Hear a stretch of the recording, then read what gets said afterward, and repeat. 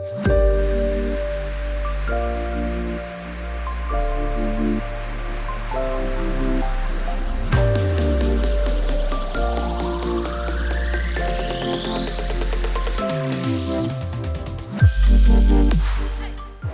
and welcome to the Big Fat FinTech Quiz of the Year. I am Amelie Arras, former payments of the payments race and a PR and communication consultant.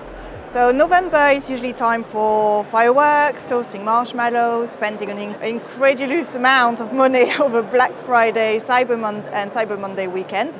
So here's a deal for you, not one but 6 incredible panelists. So to my right I have Audelia Boker, Global VP Marketing for Glassbox. Hi there, I'm Peter Simon. I'm a data scientist at Data Robot. Hi there, I'm Arun Fernandez. I'm a Senior Innovation Analyst at Schroders. Brilliant. And what team name have you chosen? That's a good question. Okay, The Fin team. the Fin team? So we have here Fin team. Fin team, and on the left we have. Hi, I'm Zhenya Winter. I work for ACI Worldwide. I look after the marketing for our FI&I business, particularly real-time payments. Brilliant, welcome. Hi, I'm Ryan Pritchard. I'm the Managing Director of Funding Options. We're an online marketplace for business finance. I'm Steve Clark, Managing Director for Fintech Connect. And team name? Norfolk and Chance. Norfolk and Chance. That's the one. That's going to be really hard for me to pronounce. Thank you very much. I think that was deliberate. Norfolk and Chance. Norfolk and Chance. Okay, so we've got Fin team and Norfolk and Chance. Thank you. That's a great Geordie twang you've got there. Bank of England has launched a cash versus cashless challenge, asking Brits who usually pay with cash to spend a week only using cards and other electronic payment methods. While those that generally go cashless are invited to try taking out their notes and coin. Which of the following 3 currencies do you think has the highest rate of counterfeiting? Euro, pound or Swiss franc? So, my guess is the euro. Yeah, same. I was leaning towards that. Just because it's the highest value, they have the highest value denomination. More euros in circulation, so therefore the Swiss franc's probably the most regulated. But are they talking about percentage terms? Have you reached a decision? We have. Have you? Yeah.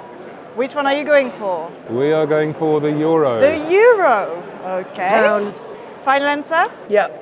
So we're saying the British pound. British pound. And the winner is the pound. Yes. Wow. Norfolk Chance is winning. There we go. Based off the Royal Bank of Scotland 20 quid note. Chance. Royal Bank of Scotland £20 note. So yeah, according to the central banks, there are 300 fake notes in every £1 million sterling notes, compared to 100 for the US dollar, 50 for the euro, and 10 for the Swiss franc. So is that surprising? Is it really an issue? What do you think? Well, you see, I'm going to demand a steward's inquiry here, because there are lots more euro notes out there than sterling notes, and therefore, in terms of the absolute amount of notes that are counterfeit on those numbers, we're right as long as there's 6 times more euros than pounds. Yeah, but she asked about the rate. So. Whose side are you on? We're on the same side here. I mean, I would agree. I mean, I jump to the pound straight away because I know there's a lot of issues with these Royal Bank of Scotland £20 notes. But we also discussed in terms of, we thought about the euro because obviously it's the most widespread currency. And I thought, that the Swiss franc probably be heavily regulated and less in circulation. Swiss franc are quite. That was my thinking behind it. So we nearly went for the euro, but that 20 quid, Royal Bank. You're leaving the EU now, so you're gonna have to keep your. Well, the we pound may in the not have to counterfeit. convert to the euro. Depends what happens over the next couple of days. So something slightly different now. Take a look at this video. So this is the second day now. It's been stressful, but, a lesser man would have accepted the first meow. Oh, that'll do. But it won't do. Not for our customers. What do you think happened here? So I think I might know this one. So Anna has set up a new challenger bank where I believe you need to actually meow to actually react in terms of a pay or get a payment to then react. I believe. So it's sound activation. Really? Seriously. It's aimed at the creative industry though. Okay. Or maybe actually meows actually when you make a payment. Yeah, I thought it was you make the payment and then suddenly you meow from your phone. I prefer the idea of just meowing into the thin air though. Yeah. Where do we think there? Do you think the meow happened before, the meow happened after? I was going to say after, on the tap, then it meows. As a verification after the transaction that it's Yeah, valid. like, you know, you just get a, you I get think a that's boring actually the buzzer. true answer. Yeah, but you started it, he kicked it off though there, so. We can share. So let's do half and half then. Half and half. Cool. So it wasn't a voice-activated cyber currency trading algorithm. No, that might be next year.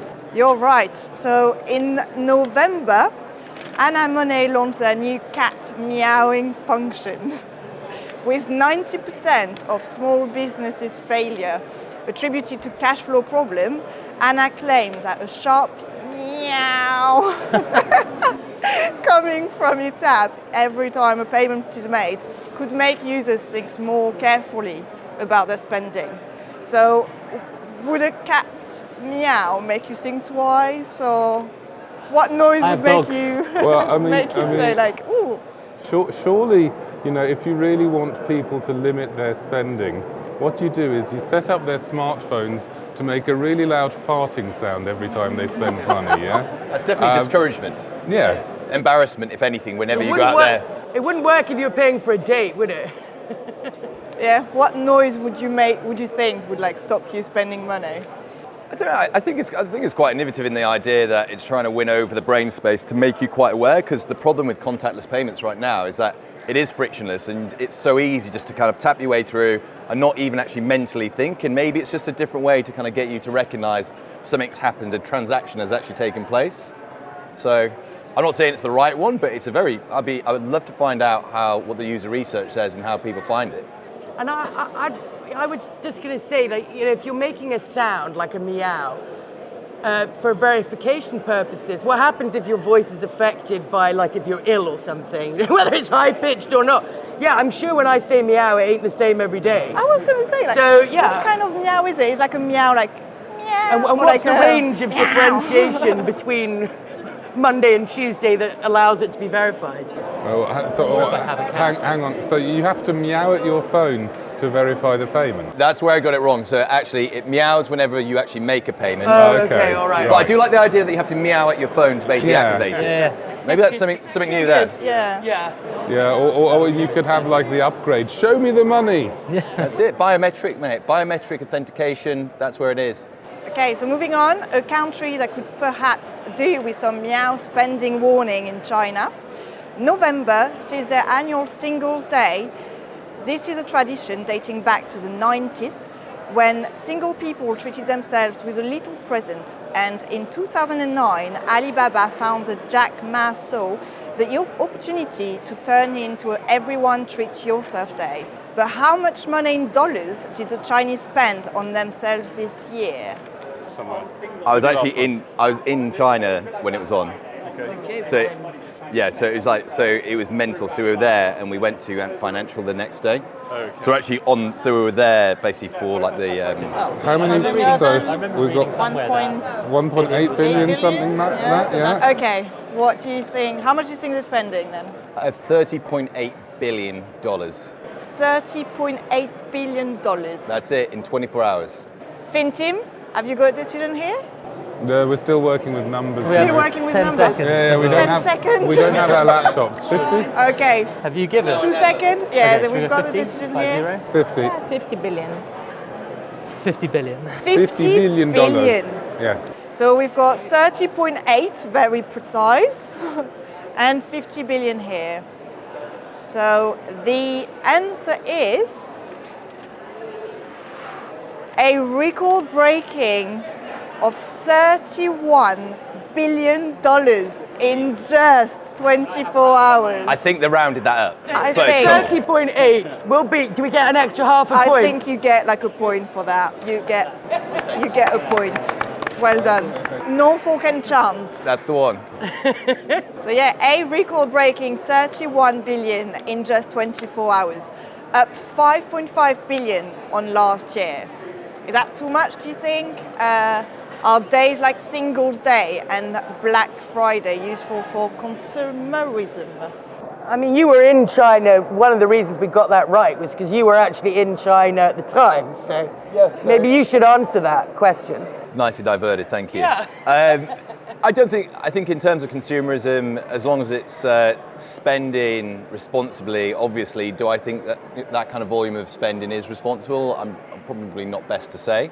But mentally, in terms of obviously the uplift of buying yourself a present, I mean, if nobody else is going to buy it for you, I mean, that's not necessarily a bad thing.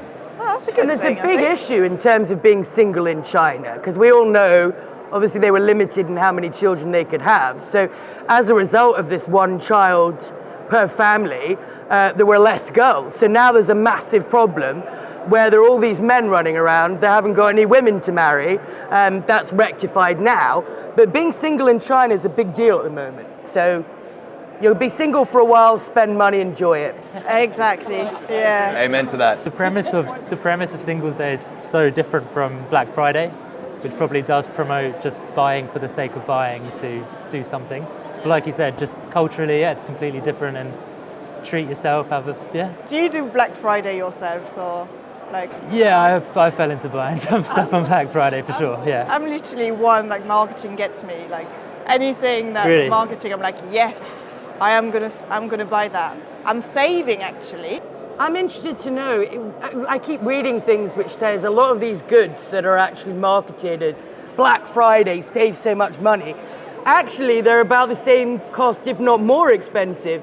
Probably. And I work in marketing, so good on those guys for the marketing behind Black Friday, but as a consumer, I remain unconvinced. You have to take your hat off to the people who managed to make, a big shopping event which is based on being the day after a holiday which we do not celebrate in the UK, a huge thing, right? It's the day after Thanksgiving.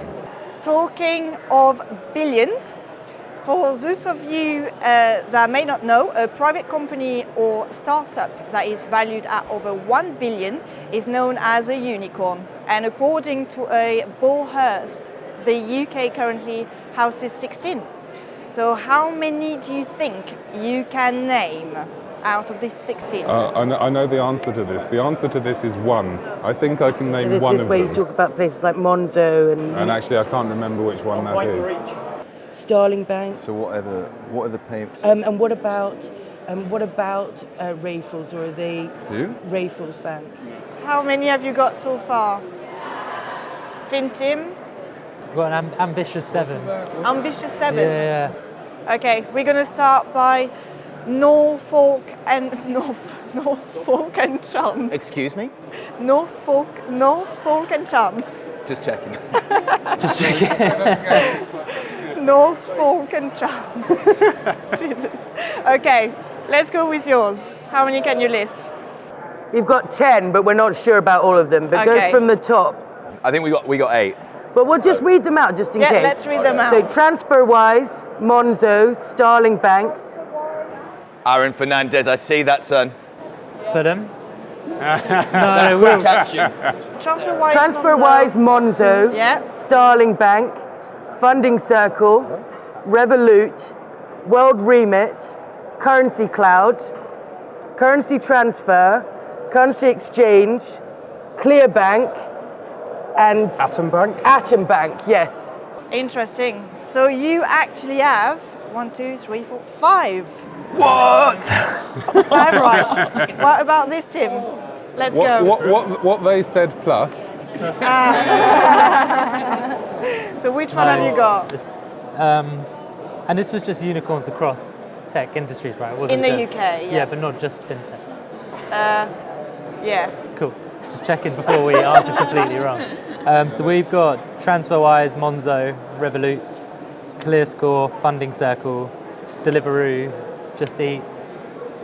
Are these a fintech or tech? That's what we asked, and apparently it's tech. I went fintech. Oh yeah, we thought you were just asking fintech. A unicorn is a private company or startup that is valued at over 1 billion. Any industry. Any industry. No, we did not. Well, the question wasn't clear. You guys are leading anyway. I wouldn't be We're too... kind of claiming Stripe, but I don't know if we can. You've got 5 too. Oh. And we went outside the industry. Yeah. Arun, didn't you used to work in the Fintech Innovation Centre for a well-known firm as well? Yeah, which is why we got all the fintechs. It's just everyone else who's struggled with Not it. to stitch you up. Okay.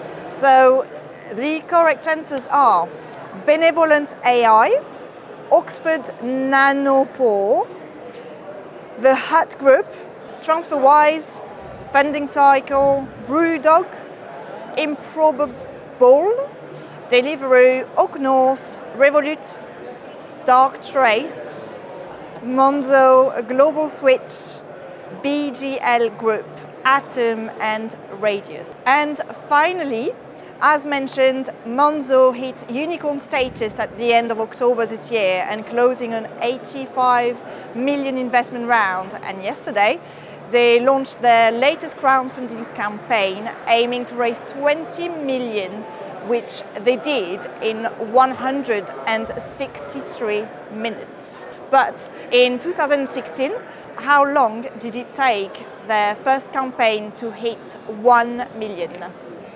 Question for you. We have an answer. Should we give it You've to you? got an answer. There Yeah. we go. That's quick. We think it's 96 seconds. How many seconds? Okay. What the question's getting at is that it took longer in 2016 to get just 1 million, and now it's 163 minutes to get 20 million. Have you reached this an year. answer? Do you guys want to go first this time? Yeah, we've already said, but happy to We've already re-announce. got their answers. 96 seconds. Well, they've given their answer. 90. What do you think? Go with what you Yeah, we're thought. going for a day. You said a day. No, 4 hours is. Oh, hang on. Right, hang on. 4 minutes. They had a really good point. It took you longer to come up with this answer than it took Monzo to raise their first million. So it is 96 seconds. Oh, well done. Well done. So well done, Fintim. Some answers in. So Monzo reports that they account for 15% of all new bank account openings and have recently hit 1 million customers. And that's it. So the winners are the Norfolk and Chance.